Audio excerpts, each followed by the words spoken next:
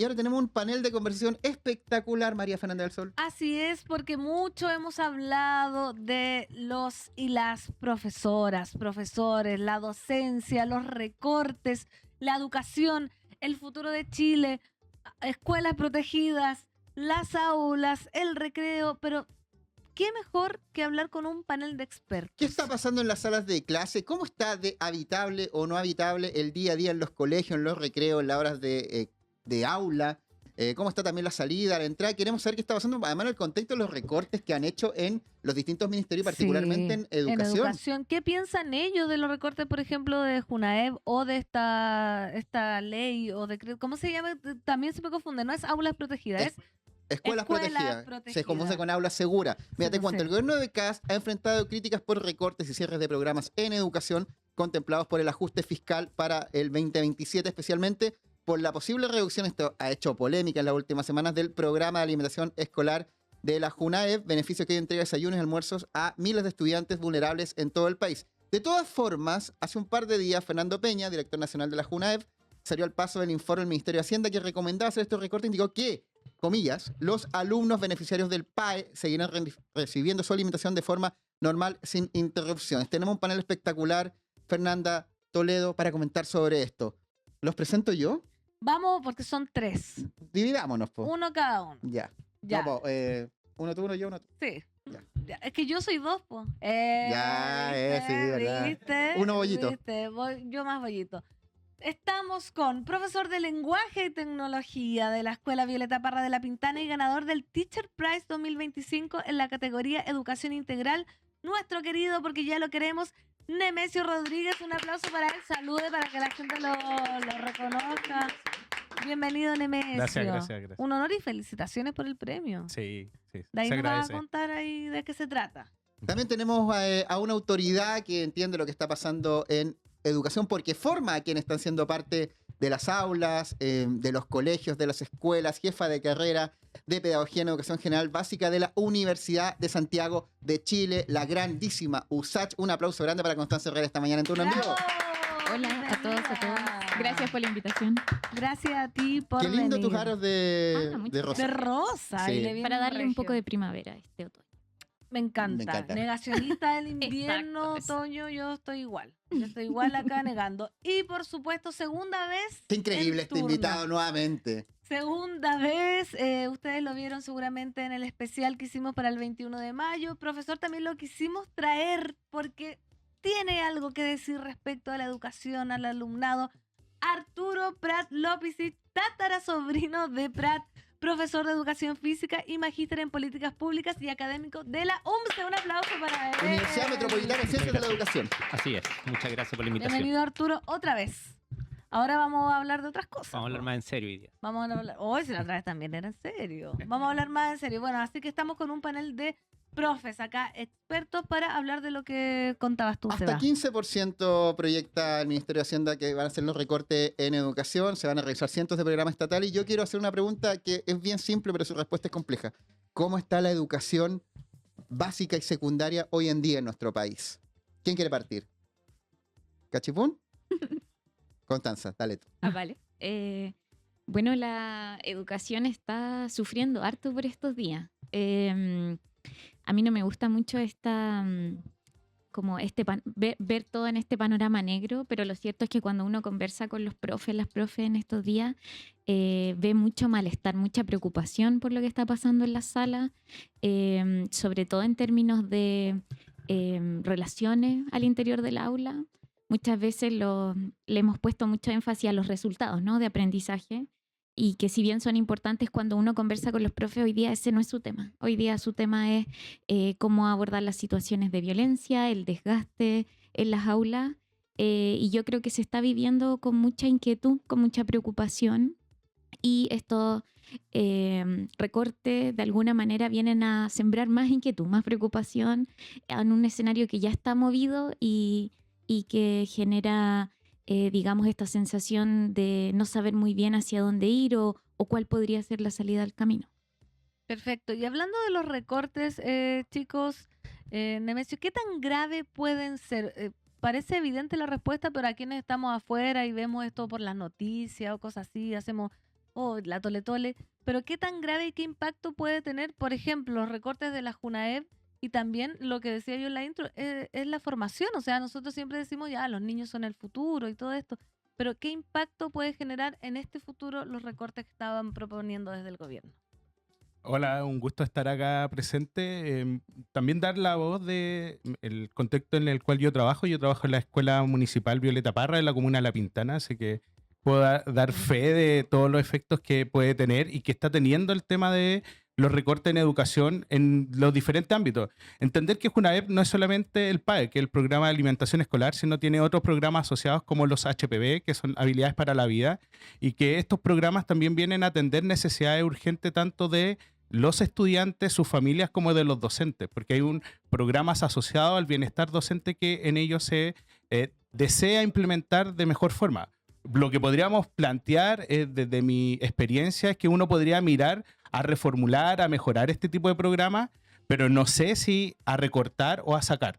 Y por supuesto, la alimentación, el pan de cada día, yo lo puedo dar en primera persona, que cuántos estudiantes de mi colegio o del contexto en La Pintana, que si no tuviesen esa alimentación de la Junaep, no tendrían, no sé si la palabra no tendrían, porque creo que también se cae en una exageración, es como no se van a alimentar. Sí, hay una pobreza, pero finalmente la alimentación de la Junaep es una alimentación equilibrada, una alimentación que es para el bienestar, donde te entrega ciertos beneficios calóricos y de otras características, porque sabemos que nuestros estudiantes probablemente salgan del colegio, que la sopaipilla, que el completo, y eso reemplazarlo por una alimentación que te entrega, en este caso la Junaep, es clave. Entonces, decir per se que no hay alimentación, creo que también es caer en una suerte de no conocer el territorio. El problema es que esa alimentación es reemplazada por una mala alimentación aún peor de la que estamos viviendo. Entonces yo creo que ahí hay que ir haciendo como un frente de decir, necesitamos que esta alimentación se mantenga, que sea una herramienta clave en el proceso de aprendizaje y mantenerla, por supuesto. Entonces cualquier tipo de desgaste o mirada de sacar recurso económico a la alimentación directamente a la Junaep va a afectar en el aprendizaje de los estudiantes porque, reitero, vamos a mantener una mala alimentación. Solo un dato, es cosa de que uno vaya a los establecimientos de la periferia y yo creo que cada vez más hacia el centro de cualquier ciudad, ¿cuántos estudiantes están llegando con una, por ejemplo, de estas bebidas energéticas? Una bebida energética para estudiantes de 7, 8, 10 años, que no estoy exagerando, y hacia arriba, de forma cotidiana, no sé cuál será el impacto. Entonces, parece que el Estado debiese también estar investigando qué está ocurriendo con ese tipo de impacto, que nos quedamos solamente con el anuncio principal como nos van a recortar, pero tampoco estamos viendo cómo se están alimentando nuestros estudiantes en la previa. Y ahí hay que hacer otro trabajo y creo que es clave tanto la Junaep como los procesos educativos al interior de las comunidades educativas. Arturo Prat, tú conoces la realidad de los estudiantes de hoy en día, secundaria básica. ¿Cómo lo están viviendo? ¿Cómo se está viviendo la educación hoy en día? Bueno, nosotros hace cuánto salimos al colegio, Pan, hace más de 20 años. Pues, entonces, Tú. obviamente, yo también, no seas mentirosa. Entonces, ¿cómo es hoy día la realidad en el aula? ¿Cómo lo vive la comunidad académica? ¿Cómo es para el estudiante estar ahí? Y lo digo también a propósito de lo que pasó en la última semana, últimos meses ya, de estas situaciones de violencia en la interna, el plan Escuelas Protegidas, que ahora para entrar hay que pasar por detector de metales, que es una lógica que yo pienso en mi época, cuando era estudiante de la media, me parece de un futuro distópico. ¿Cómo es? Claro. Mira, yo diría que las escuelas están muy tensionadas, ¿ya? En términos de normativos, por ejemplo, el 2023 se implementa la ley TEA, que ya genera tensiones en el cuerpo docente. El año pasado se dictó la ley de 60 minutos de actividad física diaria, que este año está en pilotaje, y las escuelas no saben cómo abordar el tema. Y ahora el gobierno está proponiendo una ley que sobre estos dos temas que ya generan tensión y tensiones presupuestarias, porque no les dan más presupuesto para abordar estos problemas, viene esta ley que viene a tensionar más aún la situación en los colegios. Entonces, son temas que yo te diría, en general, nosotros no los preparamos en la universidad. Obvio. O sea, nosotros tenemos un conjunto de expertos que se llama comité asesor externo, porque finalmente uno está muy imbuido en lo que hace, y viene gente del entorno que trabaja en colegios, que está viviendo el día a día, y claro, tuvimos un comité de asesor externo el año pasado, principalmente de profesores, y nos decían que eran dos los grandes temas. Uno, el que estamos hablando, el de convivencia escolar, y otro también el de la ley TEA. Entonces como que eso ya pasó y como están los titulares, estamos arrastrando problemas y los colegios están muy tensionados, los docentes en los colegios están muy tensionados por estos temas y las universidades deberíamos, estar apoyando y buscando soluciones para destrabar un poco esto. Entonces es muy importante que el gobierno no solamente proponga, sino que también acompañe a las escuelas, principalmente en términos de presupuesto, porque si te dicen que tú tienes que implementar una ley, o sea, una sala sensorial, que tiene un costo súper alto en colegios que ya tienen espacios, que más encima con esto de la Junaep tú te das cuenta que hay colegios que tampoco tienen la infraestructura necesaria para dar la alimentación a ese. Entonces, yo diría que hay mucha tensión y con justa razón ahora de los profesionales de la educación. Constanza, ¿tú qué opinas de esto? A mí me parece que sin duda la formación de profe es una dimensión clave. O sea, yo dedico mi vida a eso. Mi sueño y mi desvelo. Y allí, claro, hay mucho trabajo que hacer en estas dos dimensiones que tú bien, yo creo, señalabas y que resumen un poco las tensiones que son más habituales en las escuelas. Sin embargo, hoy día, cuando trabajamos con los profesores en formación, lo que la investigación nos muestra es que no puede esta formación, por más que intentemos integrar distintos elementos, ir desvinculada de las medidas que se toman en las escuelas. Porque un profesor, una profesora puede tener una gran batería de herramientas para poder trabajar, no sé, diversificar la enseñanza en el aula. Sin embargo, si no están las condiciones para que esto se pueda desarrollar, es muy difícil. Si yo no tengo el tiempo para poder planificar, para juntarme con las familias, si estoy presionada por los resultados, si estoy limitada por una serie de condiciones estructurales. Entonces, cuando hablamos de los recortes en términos presupuestarios, estamos hablando de que para que exista o para que se despliegue esta práctica docente no basta con ponerle en la mochila, ¿cierto? Como si fuese una cosa individual, al profesor una serie de herramientas que él puede utilizar, sino también de cómo de alguna manera organizamos el escenario para que sea propicio para que yo pueda sacar mis herramientas, para que pueda saber cuándo utilizarlas, con quién. Y ese es el problema de los recortes, que de alguna manera no sabemos muy bien en qué dimensiones van a ser, porque así como está lo de la Junaep, estaban una serie de otros programas, ¿cierto? Incluido, por ejemplo, el que tiene que ver con la inserción de los profesores nobles. Hoy día tenemos una gran problemática de muchos profesores que recién se insertan al sistema y que abandonan el sistema dentro de los primeros 5 años. Entonces, necesitamos que de alguna manera se propicien las condiciones para poder abordar esas temáticas. ¿Constanza? Y eso pasa por presupuesto, sí.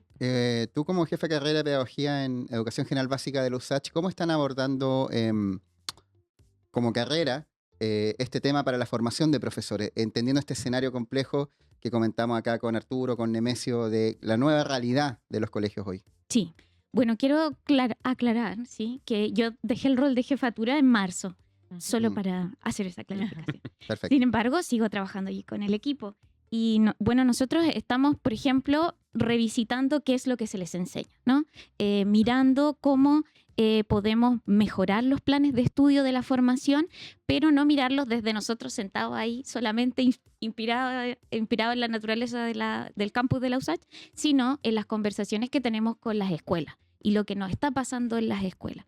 Y ahí vemos que no basta solo entonces cómo miramos o cómo formamos para herramientas concretas o habilidades concretas, técnicas que yo pueda aplicar, que pueden ser útiles sin duda, sino también cómo formamos a los profesores para que puedan trabajar con otros en las escuelas, para que puedan entender mejor estas realidades que tienen sus estudiantes, para que no entiendan que su rol tiene que ver solo con enseñar matemáticas o lenguaje o filosofía, sino para que de alguna manera se posicionen de un modo que les permita estar más cerca de las comunidades escolares.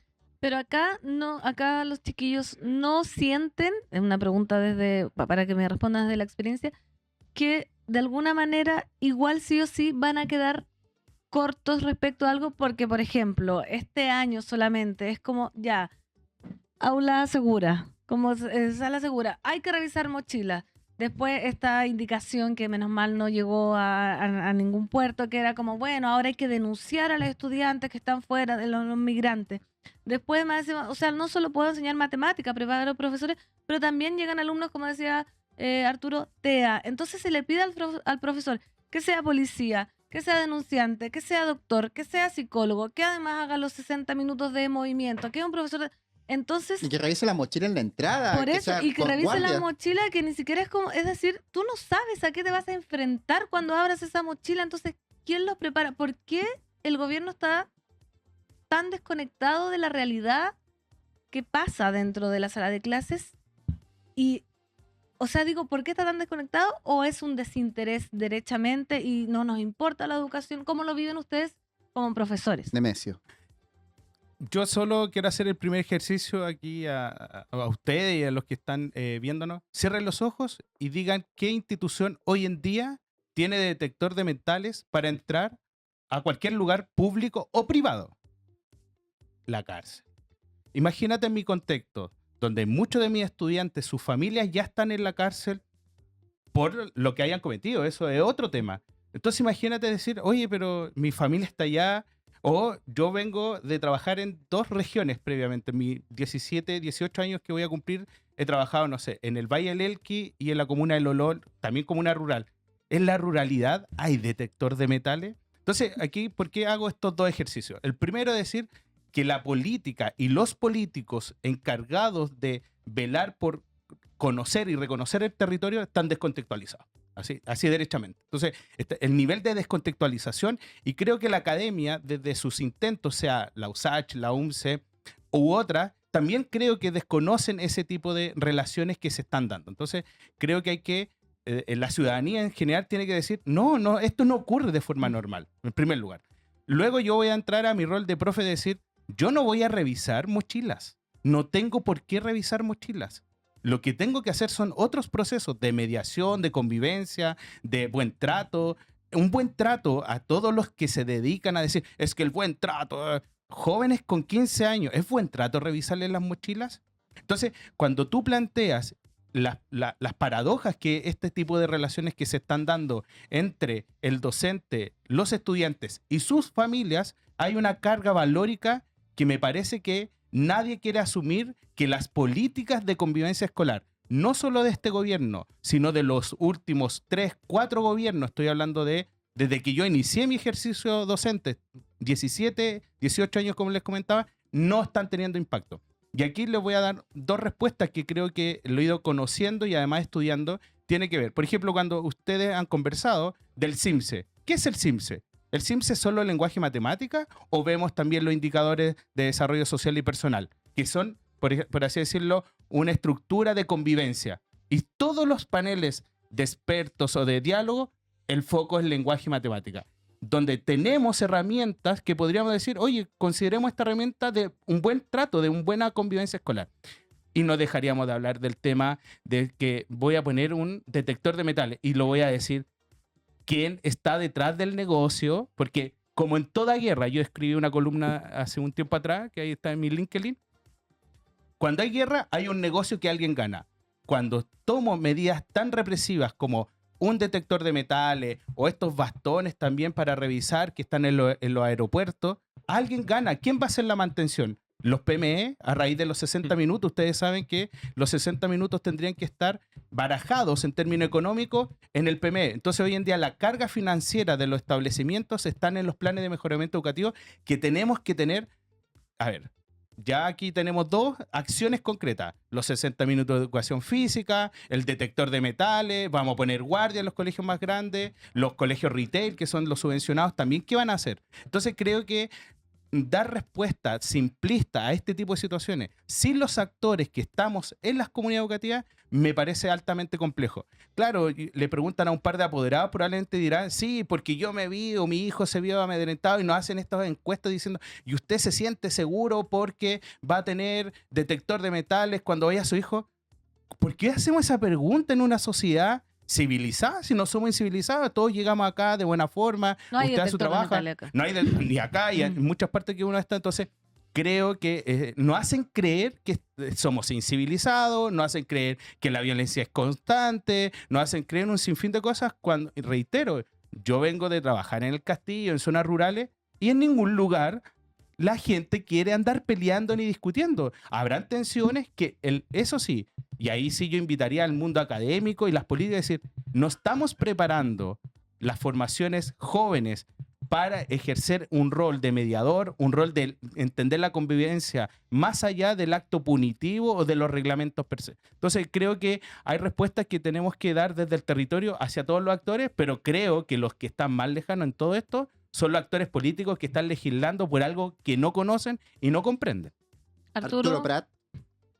Comparto. Y esta interpretación de la realidad que estamos mostrando en ciertas notas, por ejemplo, el otro día escuché al alcalde de Providencia que decía Lastarria. Lastarria tú lo mencionas y la gente tiende a decir como, oye, disturbio. Y Lastarria tuvo un montón de episodios muy positivos, sacaron un campeonato de matemática, tiene buenos puntajes. Estamos mostrando la punta del iceberg, pero la punta negativa del iceberg. O sea, en los colegios igual pasan cosas que son muy relevantes, que son muy positivas. Si bien los casos han aumentado, siguen siendo estadísticamente bajos en comparación al universo de situaciones de aula que ocurren. Entonces, creo que hay que poner un poco en foco también en lo positivo. ¿Qué están haciendo bien los colegios? ¿Dónde no están pasando cosas negativas? ¿Dónde están pasando cosas positivas? Entonces, claro, estamos todos alarmados en un caso que ha ocurrido que por cierto es terrible el caso Calama, pero es uno en toda la historia de la educación chilena. Entonces, ¿cómo nos alarmamos tanto y somos tan reaccionarios frente a esto y no somos capaces de ver las cosas buenas que están ocurriendo en los colegios, los campeonatos deportivos que ocurren, las expresiones artísticas? Entonces tú veis para el día del estudiante o del profe que aparecen estos videos reel y tú veis a las comunidades bailando juntos, cantando juntos, y ese es el tipo de cosas que también los medios tienen que empezar a poner un poco el foco en eso, porque si no tenemos esta percepción de que en la educación así como que hay una crisis tremenda, y sí, es preocupante, pero no es una crisis que vaya, digamos, a socavar todo el sistema educativo o que esto no tiene vuelta atrás. Entonces es muy importante eso. Y respecto de lo que mencionaba Constanza, del tema cómo las universidades nos adaptamos, ¿cierto?, a los procesos formativos de los profesores, es bien complejo, porque, por ejemplo, uno cuando establece un plan de estudios, luego tiene una serie de años para poder modificarlo. Y ahí finalmente la realidad se mueve más rápido de lo que nosotros como universidad podemos reaccionar, porque la CNA también tiene ciertos límites a los planes de programa. No podemos cambiar las estructuras de las mallas después de 5 años, que tiene que salir un corte. Entonces las universidades también nos vamos quedando un poco atrás. Habría que revisar eso, cómo se flexibiliza un poco para que las universidades, entendiendo, y como muy bien dice Nemesio, ¿cierto?, primero, ir a conocer la realidad, y segundo, poder adaptar los procesos formativos a esta realidad. No tenemos las herramientas tan flexibles como para poder adaptarnos. Entonces yo creo que por ahí también hay que hacer un ajuste. Y no, o sea, nosotros en esta conversación nos hemos dado cuenta que es prácticamente imposible, no sé qué opina Constanza de esto, pero es imposible sacar un profesor o una profesora preparada para la pedagogía del día de hoy. O sea, no teníamos que tener 7 años de formación, porque entre que la convivencia escolar, que en nuestro caso la especialidad es deportiva, que la especialidad es pedagógica, entonces es muy, muy complejo formar bien un profesor. Muy, muy complejo. ¿Constanza? Sí, yo creo que es imposible también porque la tarea muchas veces, a propósito de esto de las políticas que se le pide al profesor, es imposible. De alguna manera, si tú dices, tenemos una serie de políticas que orientan, por ejemplo, la ley TEA, ¿cierto?, a que reconozcamos la diversidad, a que la valoremos, que acompañemos a estos estudiantes. Se basa, ¿cierto?, en una serie de principios, de ideas acerca de lo que debería ser la educación y la sociedad. Y por otra parte, tenemos estas otras políticas, ¿cierto?, centradas en lo punitivo, que no reconocen esa diversidad de los estudiantes, que no los miran de manera dinámica. Entonces, le decimos al profesor, usted tiene que hacer A y tiene que hacer B al mismo tiempo. Y entonces, el que tiene que, de alguna manera, ver cómo va a hacer para poder manejarse en estas dos, cómo yo voy a hacer para que todos acá en mi sala se sientan que son bienvenidos mientras les reviso la mochila, es una tarea imposible de alguna manera. Y no es previa, siempre se da en el aula. Entonces, la formación siempre va en un supuesto, ¿no?, que vamos a aprender ciertas cosas que luego vamos a poder desplegar. Pero lo que va a pasar en la escuela después de que yo egrese va a estar por lejos delante de lo que la formación pueda hacer. Entonces, también necesitamos conectar de mejor manera la formación inicial con la formación continua, con lo que está pasando en las escuelas. Y por otra parte, desde mi punto de vista, necesitamos abordar la relación que hay entre la educación y otras dimensiones de la vida. Porque estamos tratando de resolver el problema de la violencia en las escuelas como si lo que pasara fuera de la escuela no se caracterizara por esos episodios de violencia. Entonces, lo que pasa en las escuelas reproduce y a veces produce también formas de violencia que están mucho más allá. Voy a dar un ejemplo. Si yo digo, lo que me está pasando aquí en mi escuela no tiene nada que ver con la cantidad de horas, por ejemplo, que trabajan las familias, los papás, las mamás, es que no me doy muy cuenta de cómo está siendo la dinámica, porque decimos, bueno, es que nadie acompaña a este estudiante con TEA, o las familias, sus papás, mamás, no acompañan a este niño que necesita tanto apoyo. Sí, pero es que también trabaja 12 horas al día, se transporta otras 3 horas de ida, 3 horas de vuelta. Entonces, ¿en qué momento posible podría estar acompañando a este chiquillo, a esta chiquilla en la escuela? Entonces, necesitamos pensar estos procesos educativos también conectados con otras dimensiones de la vida, como el trabajo, como la seguridad social, etc. Entonces, de alguna manera necesitamos que esa formación esté también más conectada con estas otras dimensiones, al igual que la política. En este caso, si pensamos, esta idea de la escuela segura no podría estar solamente en la revisión de mochilas, ¿cierto? O en la limitación del derecho a acceder a beneficios educativos, etcétera, sino que necesitamos mirarla más conectada. Constanza, eso claro, desde tu expertise, y preguntarle también a cada uno de ustedes, a Nemesio y Arturo, desde su experiencia, desde su lugar en este sistema educativo, ¿dónde hay espacio para mejorar? Recién Constanza nos dijo que esto debería como unirse todo, que sería como un ecosistema de la sociedad, la familia, para ver lo que pasa en el aula. ¿Qué ven ustedes de espacios de mejoría? ¿Qué debería estar haciendo el Mineduc? ¿Cómo recuperamos que la sala de clases sea un espacio seguro, donde los niños se enriquezcan, donde puedan aprender no solo conocimientos, sino también valores? ¿Dónde hay espacio para mejorar esto? Nemesio. Mira, una pregunta súper potente, muy sinérgica en términos de entregarnos esperanza en torno a nuestro quehacer, a la relación del aprendizaje entre el docente, los estudiantes, la familia y sus comunidades. Desde esa óptica, por lo menos en lo que me he encargado yo en los últimos 4 o 5 años, porque yo voy a hablar desde la experiencia, más desde los utópicos probables, posibles que puedan otros entender. En mi caso, lo he ido construyendo desde el uso de la inteligencia artificial. Por ejemplo, en mi caso, el haber ganado el Global Teacher Prize por un proyecto que se llama El Arte de Escribir, que mezclé escritura auténtica, aprendizaje socioemocional e inteligencia artificial, van generando herramientas y lógicas diferentes a las que están establecidas. Entonces, lo primero que puedo plantear es decir, no hagamos lo mismo que hemos hecho siempre porque no va a dar resultado. Yo quiero ser súper claro en eso. Por lo menos lo que me toca vivir a mí hasta en términos de resultados SIMSE y de mejora de convivencia escolar, lo que creemos que va a dar resultado, por lo menos los últimos 10, 15 años, no está teniendo impacto porque no se está mejorando. Si yo miro los indicadores sociales, los IDPS, creo que poco ha variado. Entonces, creo que es necesario entender que las comunidades desde sus territorios tienen que construir sus propias formas de expresarse en torno al aprendizaje, donde debiésemos estar vinculados, y esto es un llamado a las universidades. Por lo menos en mi caso, por ejemplo, yo agradezco hoy en día que la UMCE, por intermedio del Magíster de Política Educativa, me entregó una beca, en mi caso, gracias al premio y otras acciones, y me estoy formando en reconocer y comprender las políticas educativas, pero también llevarlas al aula. Y ese saber yo también se lo estoy transmitiendo y trabajando con mis colegas, con la familia. Soy profe jefe de un octavo, hago educación financiera. Entonces, también entregar otro tipo de herramientas y sacarnos de esa burbuja de decir el contenido. ¿Qué contenido? El contenido dado por el Mineduc, o un contenido que podemos, ya que el Mineduc no entrega un contenido, pero también podemos tener un saber desde las propias comunidades.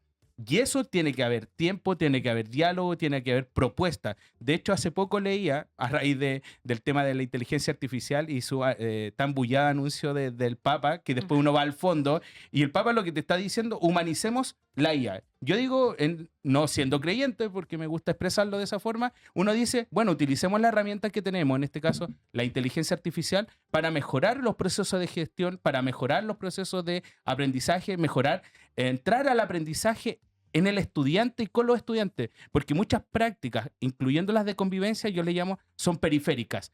Creemos que impactan en el aprendizaje y lo único que hacen es impactar en mejor convivencia, mejor prácticas institucionales, las familias se sienten como, oh, buena onda, pero finalmente en el aprendizaje del estudiante, sea cual sea que es en el aula, entre el estudiante, con el estudiante mismo y el docente, parece que hemos perdido el foco. Y creo que eso es lo que yo volvería a recuperar, dejando toda esta amalgama de cosas que son una lista enorme. Aquí hemos mencionado 5, yo les podría mencionar, no es broma, solo en protocolos. Las escuelas hoy en día tienen que tener más de 20 protocolos.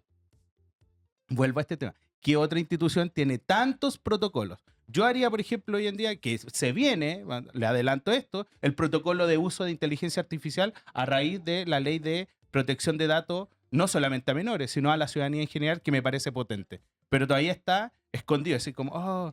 Entonces uno dice, podríamos construir, yo doy pista de cosas que uno va haciendo, pero creo que la clave es construir con la academia, con otros actores, qué van pensando los estudiantes, la familia, y desde ahí ir generando un espacio de reflexión y decir, podemos mejorar el aprendizaje, podemos mejorar la convivencia, y en común acuerdo a lo mejor vamos a tener que limitar a acciones punitivas o coercitivas para los estudiantes y la familia, porque yo tampoco voy a permitir que un apoderado me venga a agredir, tampoco quiero caer en una suerte de pacifismo y todo, no, aquí también tenemos que tener reglas, pero esas reglas co-construidas desde un saber territorial es mucho más impactante y creo que nos va generando una relación recíproca con los diferentes actores que están involucrados. Quiero leer algunos comentarios del público que están contando experiencias de aula. Por ejemplo, el Vince 2 dice, hay mucho abandono. En los últimos 2 años, 20.000 profesores dejaron de ejercer su profesión de forma voluntaria para reinventarse en otro oficio. Eso es terrible, perder años de estudio y de vocación. Dice Sergio González, como profesor jubilado, salí muy decepcionado, amargado y uno entra feliz, pero el ambiente se transformó en una guerra con los alcaldes y jefes de DEM, o como se llamen, ambiente laboral malo. Otro comentario, Fernán, el año pasado se emitió un informe técnico del Consejo Técnico de Educación Pública. Concluye seguir avanzando en la implementación, pero poniendo atención en infraestructura. Y quería leer también que habla de una experiencia muy compleja, también por el número de alumnos que tienen que enfrentar, que está acá. Dice, Berenjenita, yo estuve trabajando en una escuela subvencionada con 47 estudiantes de tercero básico y lamentablemente todavía no había dominio de lectoescritura. El rezago educativo es muy preocupante. Arturo, ¿cómo entendemos esta situación que comentan acá Turnino y Turnina, de que lo estamos comentando en este panel, pero al parecer la labor docente es muy compleja, los estudiantes no están llegando con habilidades que se requieren para los diversos cursos y la comunidad de apoderados también acá, lo está comentando también en tiempo real, le cuesta entender cómo esto se puede mejorar? Mira, me tomo de la idea de Nemesio de que si seguimos haciendo lo mismo no va a cambiar nada. Hay un dato a mí que me encanta, que es un poco antiguo, del 2015, del Banco Mundial, que a partir de los datos PISA y TIMSS analiza cuántos años de estudio tienen los sistemas educativos y a qué nivel efectivamente llegan en función de los resultados que obtienen. Chile llega a octavo básico. O sea, el promedio llega a octavo básico. Quiere decir que estamos perdiendo mucho tiempo en los colegios. O sea, si cambiamos algo no es que vamos a empeorar, digamos, algo puede mejorar. Creo también, además, que llegó el momento de sentarnos a conversar sobre los fines de la educación. Eso está en una discusión pendiente. ¿Para qué estamos educando? ¿Para rendir un buen CIMSE? ¿Para que la gente sea profesional? ¿O para que seamos ciudadanos debidamente formados en esta idea que ya está en la Ley General de Educación, que es el principio de la educación integral? O sea, ya está escrito. Es tomarnos de lo que está escrito y desarrollar las artes, desarrollar la actividad física, desarrollar la música. Cuando la gente está pensando en componer, cuando está pensando en juntarse con el compañero o la compañera a tocar un instrumento, cuando están pensando en la pichanga de más rato, tú no estás pensando en agredir a alguien. O sea, ¿qué le estamos ofreciendo a los estudiantes? Los criticamos, ¿qué es la violencia? ¿Qué es los adolescentes? ¿Y qué le están ofreciendo a esos jóvenes, a esas niñas, a esos niños, aparte de un sistema escolar que es súper exigente, que te obliga a estar quieto cuántas horas al día, te obliga a estar callado cuántas horas al día, cuando tú lo que más quieres es manifestarte, es moverte, tienes una necesidad de movimiento? ¿Qué pasa? Y me sumo también a lo que dice Constanza, o sea, no solamente el sistema educativo y el complemento, las municipalidades, ¿cómo están aportando? Yo me preguntaba cuando vi esa noticia, ¿cuánto ofrece Calama a sus jóvenes? O sea, uno sale del colegio y qué opciones tiene la juventud para hacer después de la jornada escolar, porque le cargamos la mano a las escuelas que tienen ya, como hemos conversado, tensiones presupuestarias, que tienen dificultades de gestión. O sea, es complejo. Entonces yo creo que va por esta idea de efectivamente que es como el sueño incumplido de la GEC, ¿cierto? Que íbamos a tener jornada escolar completa y que no íbamos a preparar para el CIMSE cuando fue finalmente lo que pasó, que íbamos a tener talleres.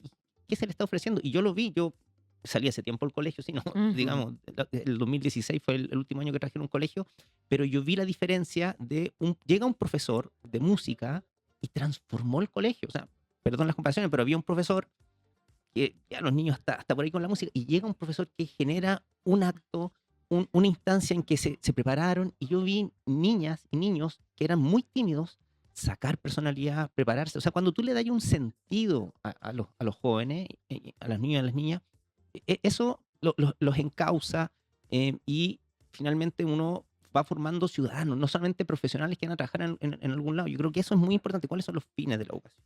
Y finalmente, respecto del tema de la JUNAEP, leí un estudio de la Católica del 2023 que hablaba de la posibilidad de establecer cocinas centralizadas. Entonces, de acuerdo al estudio, las cocinas centralizadas resolvían un problema de infraestructura de algunos colegios que no tienen espacios ideales para poder entregar la comida o prepararla. O sea, imagínate, tienes que tener una cocina para atender a cuántos niños y niñas. Son espacios amplios que se pudieran recuperar en los colegios, y además tendría un impacto en el ahorro. O sea, no tenéis para qué bajar el programa por un tema financiero. Mm. Sería interesante que el gobierno recogiera las ideas que ya están en el medio, las evaluaciones que ya se han hecho, y a lo menos hicieran un pilotaje, que es lo que le corresponde a la política pública. O sea, tomar ideas, ver si son efectivas o no, y si son buenas, bueno, expandirlas. Yo creo que hay opciones, que hay caminos. Estamos hablando acá con 3 expertos, profesores en educación, y lo habíamos presentado al principio a Nemesio y su premio, el Teacher Prize, que también queremos que nos cuentes qué es, a quién va dirigido, por qué lo ganaste, y que hagas la convocatoria, por supuesto, para los profesores que nos están mirando, los turninos y turninas docentes, nos cuentes un poco y se inspiren.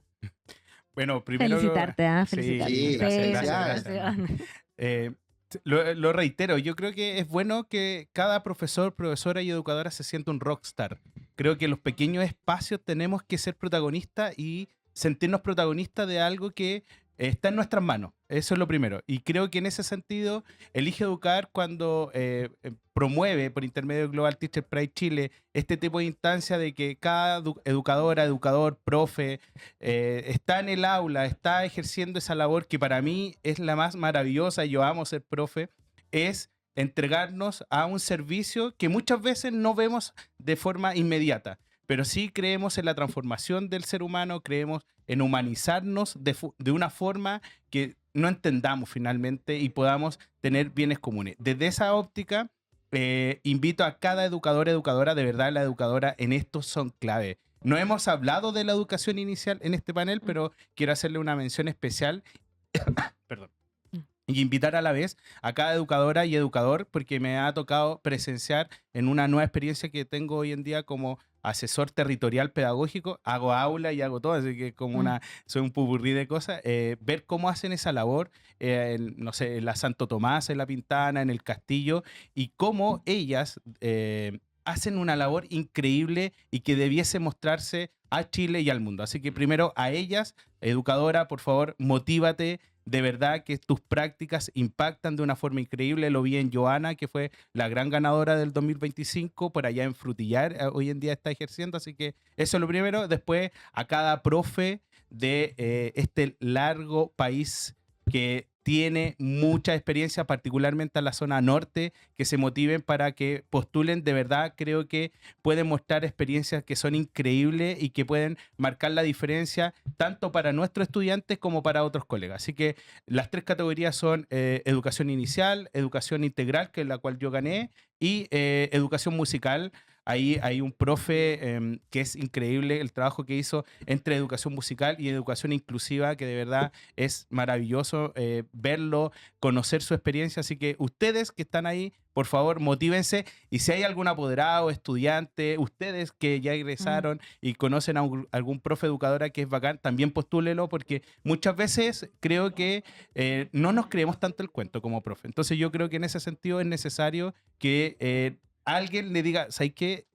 Tu práctica vale la pena presentarla y estar ahí. Así que eso en términos de la invitación, y de verdad, millón gracias a Global Teacher Prize Chile por esta tremenda oportunidad, y no lo voy a dejar pasar decir que tiene premios económicos, porque algo que los profes estamos aburridos que nos feliciten así como, oh, felicitaciones, y la remuneración importa. Chiquillos, trabajamos por plata y eso es válido decirlo, y yo lo digo orgulloso de que hay un premio económico que no es menor, es bastante alto. El premio mayor son 8 millones y los porque estamos por categoría 3 millones, 3 millones y medio, y los que llegamos a la final 2 millones. Entonces, creo que hablar de eso también importa porque en este país hablamos del buenismo de ser profe, educadora, pero creo que hay que hablar de las condiciones salariales y laborales en las cuales estamos Oye, ejerciendo. que esa es Así la que- vocación. Al final es el tema de la vocación de los profes. No, que yo tengo vocación. La No, vocación yo- todo lo pudiera. Oye, pero mira, me encantó. Hablemos de No. profesionalismo. Soy profesional de la vocación. La vocación no la puedo medir, no la puedo... Nada. Entonces, no, bien, vamos. Se así paga que como cualquier eso, trabajo. Sí. Es un trabajo. Y yo lo Un exijo, trabajo. así que- Eso también exigir los derechos. sí, Oye, así que- la gente está fascinada con este panel, dice que sea panel estable, por favor, aguanta el global, ya postular un profe puede subir su autovaloración. Así que chiquillos, agradecerles esta conversación muy interesante, muy entretenida, cada uno desde su expertise, de su experiencia.